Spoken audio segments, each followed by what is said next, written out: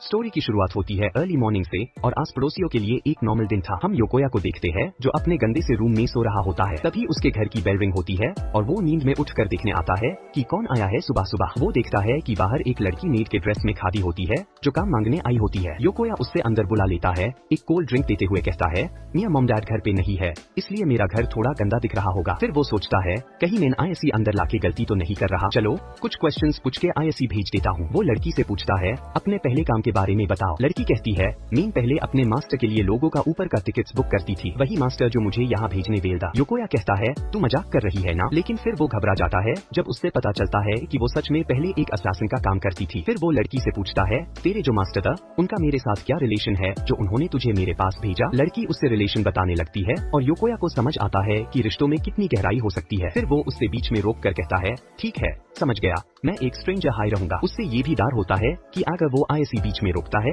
तो शायद ये गुस्सा हो जाए। फिर वो टॉपिक चेंज करता है और पूछता है तेरी स्पेशल स्किल क्या है असैसिनेशन में। लड़की उसकी मंजूरी से बैकयार्ड में जाकर एक नाइफ निकालती है और एक बैकफ्लिप मारकर उस नाइफ को सीधा एक पेड़ पे फेंक देती है। नाइफ पेड़ में सीधा चला जाता है। लड़की कहती है मीन अक्सर ऐसे अपने टारगेट पे नहीं मार करती, सिर्फ ये दिखाने के लिए था। योकोया को देखकर शौक लगता है। वो सोचता है मीन इस वॉकिंग थ्रोइंग मशीन को काम पे कैसे रख सकता हूँ। फिर वो लड़की से कहता है मुझे माफ करना पर मुझे असैसिनेशन सर्विसेज की जरूरत नहीं है और मुझे अनलॉक ऑन के बारे में भी पता नहीं जो तुम्हें यहाँ भेजे। लड़की कहती है ठीक है समझ गई और योकोया के घर से जाने लगती है। योकोया को राहत मिलती है, अच्छा हुआ कि ये कुछ लेके नहीं गई। तभी उसकी नजर नीचे गिरती हुई एक चीज पा जाती है और हम देखते हैं कि लड़की सोच रही होती है कि अब क्या करे। वो मुड़कर देखती है, शायद योकोया उसके पीछे आ रहा हो, लेकिन वो बस उसका धोखा होता है। लड़की रेलवे लाइन क्रॉस करते हुए जाती है, तभी पीछे से योकोया उससे बुलाता है मिस तुम्हारा ये चीज गिर गया। लड़की थोड़ी वो मेड मूर्ति है देखने तो योकोया की तरफ तेजी से एक ट्रक बढ़ रही थी जिसे उसका अभी री इनकारनेशन हो जाता पर राइटर नहीं चाहता था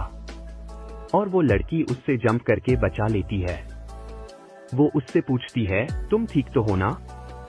योकोया हाँ करता है और थैंक्स भी कहता है। यहाँ वो लड़की कहती है मैंने पहली बार किसी की जान लेने की जगह बचाई है और वो सोचती है मेरा दिल इतनी तेजी से धड़क रहा है, ये क्यों महसूस हो रहा है। योकोया यहाँ से उसका बेल वापस करता है।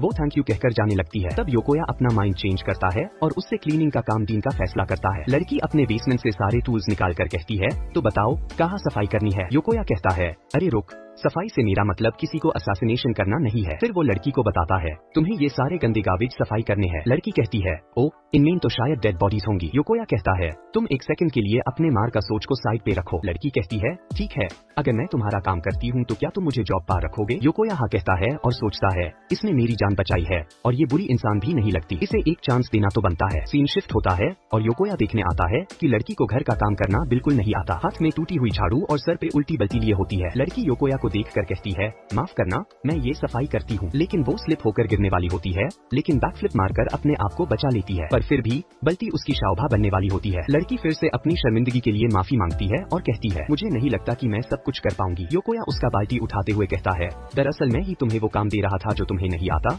कोई बात नहीं हम साथ में सफाई करते हैं, तुम मेरी मदद करो तुम सीख जाओगी। 1 घंटे बाद लिविंग रूम चमक रहा था और योकोया उसका थैंक्स करता है मदद करने के लिए। फिर वो टाइम देखता है कि अब खाना बनाना था और वो मेड से पूछता है क्या तुम्हें खाना बनाना आता है। मेड कहती है नहीं। योकोया कहता है कोई बात नहीं, मैं क्या बनाना है ये सोच लिया है, तुम जाके तब तक फ्रेश हो लो। मेड सोच रही होती है योकोया के बारे में ये सभी मास्टर्स में से अलग है। इधर योकोया सोच रहा होता है मैं एक second year high school student हूँ जो अपने मॉम डैड से अलग रहता है और अब मेरे घर पे एक मेड आई हुई है जो एशियन है, पर मीन इस बात से घबरा रहा हूँ कि अगर वो टॉवल में निकल कर आए तो मैं क्या करूंगा। तभी मेड फुल ड्रेस में बाहर आकर कहती है थैंक्स, मुझे पहले नहाने के लिए दिया और योकोया की किस्मत में निकलती है बेटर लक नेक्स्ट टाइम। इसके बाद वो डिनर रेडी कर रहे होते हैं और योकोया कहता है अपने आप को फोर्स मैच करो गोभी काटने में। मेड गोभी उठाकर उससे छोटे छोटे पीसेस में काट देती है। योकोया अपनी बनाई हुई डिश के बारे में बताता है, इसे टोनकात्सु कहते हैं, तुमने खाया है कभी। मेड कहती है मेन डिशेस को सिर्फ जिंदा रखने वेल एलिमेंट्स की तरह देखती हूँ, अगर खाया भी होगा तो मुझे उसका टेस्ट याद नहीं होगा। योकोया कहता है क्या बात कर रही हो, एक बार तुम ये टोनकात्सु खाएंगी तुम कभी नहीं भूलोगी और मैं ये शहर की फेमस कच्चुदा दुकान से लेके आया हूँ। फिर वो 2 प्लेट्स में निकाल कर एक प्लेट मीट को देकर कहता है वैसे तुम्हारा नाम क्या है मिस सर्वेंट। मेड कहती है मेरा कोई नाम नहीं है, मेरे हर मास्टर मुझे अलग अलग नाम से बुलाते थे, आप भी मुझे कोई अपना नाम दे सकते हो। योकोया कहता है ठीक है मीन सोच के रखूंगा, अभी के लिए मैं तुम्हें मिस सर्वेंट हाई बुलाता हूँ। इसके बाद वो दोनों खाना खाते हैं, जहाँ पहला निवाला लेते हैं। योकोया पूछता है, ये कैसा है? मिस सर्वेंट मीट को अपनी पास्ट लाइफ का ट्रॉमा याद आने लगता है, पर वो उससे बाहर निकल कर कहती है, हाँ ये सच में काफी अच्छा है। और सोचती है, मुझे इस एक्सीडेंट से लेकर के बात लेने तक और अभी डिनर करते हुए भी काफी वार्म फीलिंग्स आ रही है। योकोया कहता है, मैंने ऊपर वेल फ्लोर का रूम तुम्हारे लिए रेडी कर दिया है, तुम उसे अपना रूम समझ सकती हो और अगर कोई दिक्कत हो तो बताना। मिस सर्वेंट अपनी पास्ट को याद करती है, जब वो खून में लटपाब बर्फ के जैसे सेफ थी और उसका जैसे ठंडा भी, जिसका मतलब होता है क्रूएल होना। इधर योकोया नोटिस करता है कि वो बिना सॉस के खाना खा रही होती है, तो उससे सॉस देकर साथ में ट्राई करने के लिए बोलता है। जब मिस सर्वेंट सॉस के साथ टोन कात्सु खाती है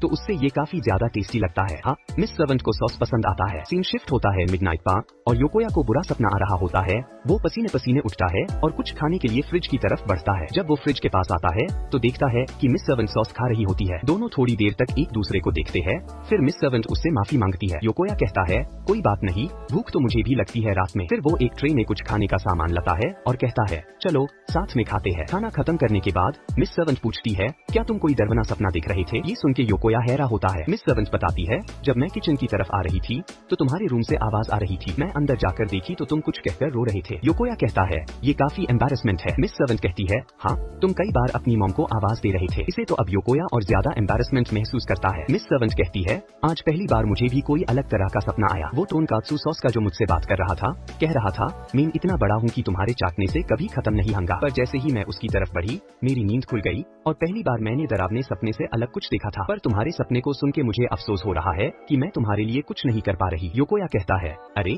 ऐसी बात नहीं है, दरअसल मुझे कभी कभी ऐसे सपने आते हैं। हम देखते हैं कि योकोया की मॉम उससे डैड के पास छोड़ के चली जाती है। योकोया बताता है, मैं जब भी डरावने सपने देखता था तो मॉम के गोद में सर रख के आराम से सो जाता था, पर उनके जाने के बाद से डर लगता है तन्हा सोनाई में। उसकी बातें सन मिस सर्वेंट यूज अपने गोद में सर रख के सोने को कहती है। ये सुन के योकोया मना करते हुए कहता है, वो बचपन की बात थी। मिस सर्वेंट उदास होते हुए सोचती है, मुझे पता था एक एशियन कभी किसी के खुशी का कारण नहीं बन सकती। तभी अचानक से योकोया उसके गोद में जाकर लेते हुए कहता है, ये काफी वार्म और आरामदायक लग रहा है। मिस सर्वेंट कहती है, हाँ और मेरे लिए भी, अब आप अच्छे से सो पाएंगे मास्टर। योकोया मिस सर्वेंट सोचती है, ये एहसास बिल्कुल उस इंसिडेंट वेल दिन की तरह था, जहाँ मेरे शरीर में इतनी ऊर्जा आ गई थी जैसे मैं कई सारे दुश्मनों से लड़ रही थी, पर वो सारी ऊर्जा मैंने किसी की जान बचाने में उसे की। आखिर ऐसा क्यों? अगले दिन मिस सर्वेंट फ्रूट निंजा खेलते हुए कचरे के साइज को छोटा कर रही थी, तभी वायुकोया आके उससे ऐसा करने का रीजन पूछता है। मिस सर्वेंट कहती है कि ऐसे काफी कम स्पेस लगता है। वायुकोया काफी इम्प्रेस्ड होता है। फिर जब वो गार्बेज कलेक्टर की तरफ बढ़ता है कचरा निकलने, तो उसे अपने घर के बाहर एक फ्लफी डॉग दिखता है जिसके साथ एक लेटर भी रखा गया था। मिस सर्वेंट यूज पढ़ती है, मीन इस कुत्ते को पोमेरेनियन समझ के खरीद लाया था, पर पता चला कि ये एक ऐसे ब्रीड का है जो काफी खाना खाते हैं और जल्दी बड़े होते हैं, इसलिए मैं इसे किसी रिच पर्सन के घर के यहाँ छोड़ रहा हूँ, प्लीज इस डॉग को अडॉप्ट कर लेना। मिस सर्वेंट पूछती है, क्या आप इस डॉग को रखने वाले हैं? वायुकोया कहता है, हाँ इतने छोटे पपी को मैं इतनी गर्मी में नहीं छोड़ सकता, ये मर सकता है। इस पर मिस सर्वेंट कहती है, अगर इसमें जीने की विल होगी तो ये कैसे भी जी लेगा, लेकिन अगर आप इस पे मर्सी करके आईएससी बचा रहे हैं तो ये इसके एनिमल इंस्टिंक्ट्स के लिए अच्छा नहीं होगा। वायुकोया कहता है, मीन तुम्हारी बात अच्छे से तो नहीं समझ पा रहा, पर तुमने मुझे इस ट्रक से मुझ पर दया करके तो नहीं बचाया था ना? ये सुनकर मिस सर्वेंट सोच में पैट जाती है।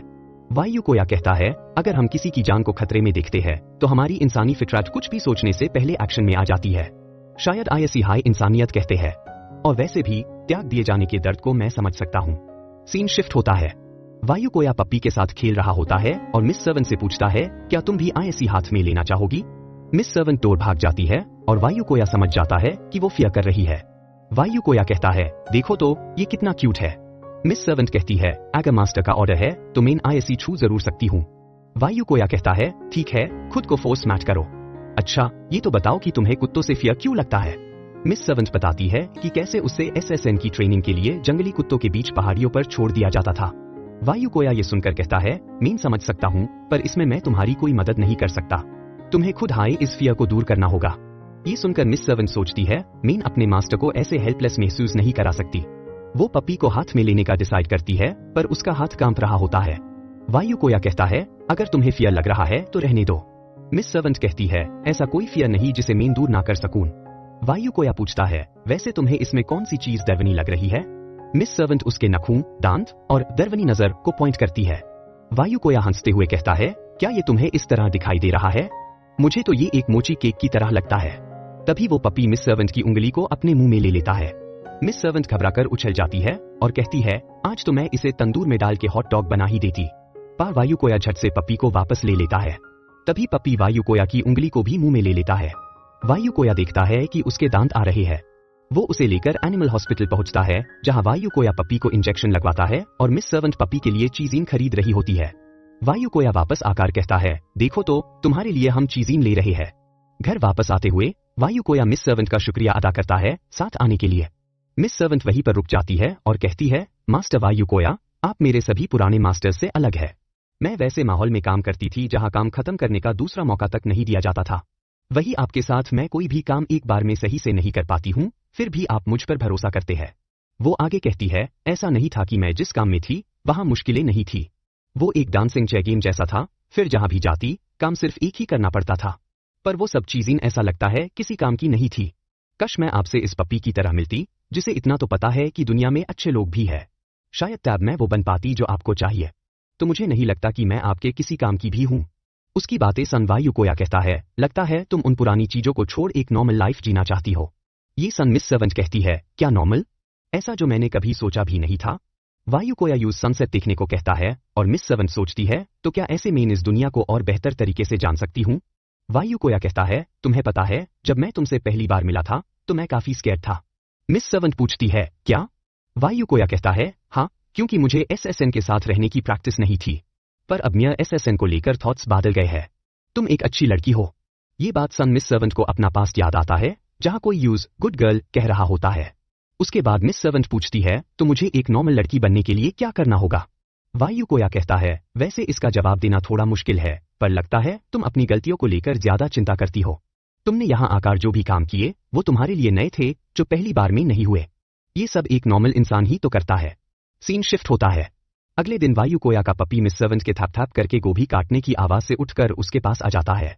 यूज अपने पैर के पास देख मिस सर्वेंट अपना छुरा निकाल कहती है, मुझे पता था तुम कोई नॉर्मल डॉग नहीं हो। तभी पप्पी का पेट गुरगुर करता है। मिस सर्वेंट सोचती है, अच्छा तो ऐसी भूख लगी है। वो डॉग फूड से कुछ खाने को देती है। जब पप्पी बिजी होता है, मिस सर्वेंट सोचती है, शायद अब मैं नॉर्मल हो रही हूँ और उसे सहलाने जाती है। तभी वायु कोया आता है और ये देख कहता है, मुझे अच्छा लग रहा है कि तुम ऐसी खाना खिला रही हो। वो पप्पी को सहलाने लगता है और कहता है, तुम तो सच में काफी हद तक मोची केक जैसे हो, इसलिए तुम्हारा नाम आज से मोचितारो है। फिर वो मिस सर्वेंट को गोभी काटने और मोचितारो को खिलाने के लिए थैंक्स करता है और कहता है, तुम एक अच्छी मेड बनने के रास्ते पर हो। ये सन मिस सर्वेंट को अच्छा लगता है। मिस सर्वेंट पप्पी को सहलाती है और गोद में उठा लेती है। पप्पी के साथ खेलते हुए वो सोचती है, वायु कोया की बातों के बारे में मैं पहले तुमसे स्कैर्ड गई थी, पर तुम्हारे साथ रह के मुझे पता चला कि मेरी सोच गलत थी। प्रेजेंट में मिस सर्वेंट कहती है, अब मुझे पता चला कि ये फियर कितना बेकार था। सीन शिफ्ट होता है। डिनर मिस सर्वेंट को काफी पसंद आता है, पर जब वायु कोया उसके लिए और बनाने को पूछता है तो वो मना कर देती है। वायु कोया कहता है, अगर तुम्हें कोई चीज पसंद आए तो उसके लिए रिक्वेस्ट करना भी एक नॉर्मल चीज है। मिस सर्वेंट कहती है, ठीक है, फिर तो मैं इसके साथ साथ खुद के लिए एक नाम भी रिक्वेस्ट करती हूँ। वायु कोया पूछता है, तो तुम्हारा बर्थडे कब आता है? मिस सर्वेंट कहती है, डेट तो याद नहीं, पा विंटर के टाइम पा। वायु कोया उसका नाम युकी रखता है, जिसका मतलब होता है स्नो। ये सन मिस सर्वेंट को अपने पुराने मास्टर की बात याद आती है, तुम एक कोल्ड ब्लडेड किलर हो, इसलिए तुम्हारा नाम जू रखा गया है, जिसका मतलब भी स्नो होता है। इधर वायु कोया कहता है, मुझे स्नो पसंद है क्योंकि वो खूबसूरत लगती है और स्नोफॉल भी। ये सन मिस सर्वेंट को अपनी पुरानी मेमोरीज ट्रिगर होने लगती है। वायु कोया कहता है, मैंने सुना है कि स्नो एक्चुअली गर्म होती है। ये सन मिस सर्वेंट हैरान होती है। वायु कोया समझता है, जब स्नो ग्राउंड पर जमती है तो वो अंदर की सतह को गर्म रखती है, जिसे नीचे के क्रीचर्स और प्लांट्स प्रोटेक्ट रहते हैं। ये सन मिस सर्वेंट के दिमाग में अब तक के सारे सवाल सामने आने लगते हैं। एक कोल्ड ब्लडेड किलर होने के बाद भी उस दिन मेरी बॉडी पूरी एनर्जी के साथ किसी की लाइफ क्यों बचाई? क्यों ये जिंदगी मुझे ज्यादा वार्म फीलिंग करवाती है? और क्यों ये इंसान की बातें मेरे दिल को छू रही है? वो वायु कोया को थैंक्स कहती है उसका नाम दीन के लिए। वायु कोया उसकी स्माइल देख सोचता है, हाँ, अब ये नॉर्मल लड़कियों जैसी स्माइल कर रही है।